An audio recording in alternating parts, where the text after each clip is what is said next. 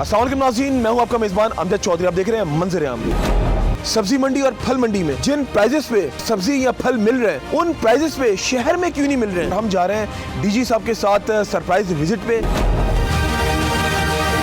आवाम तो नाखुश नजर आती है आपके आने से, तो आप क्या समझते हैं कि इसमें कोई इम्पैक्ट आए? कोशिश यही है कि हर जगह प्राइस चेकिंग हो। माशाखोर का क्या किरदार होता है? किरदार को वो कि हम खत्म नहीं कर सकते, लेकिन कंट्रोल किया। ऑप्शन अंदर टेबल क्यों होता है, सामने क्यों नहीं होता? अब उस पर भी हमारी उनसे ये हुई है कि आप ऑप्शन करेंगे और ओपन ऑप्शन करेंगे। क्या बेहतरी लाएंगे? कोशिश कर रहे हैं कि चीज़ों को कंट्रोल करें।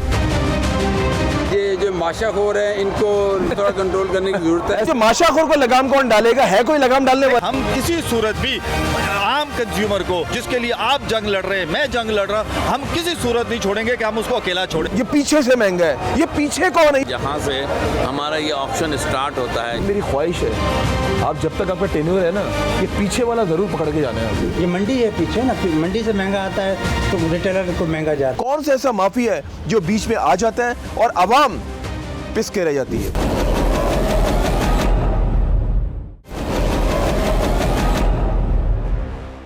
आप देख रहे हैं 5 न्यूज़।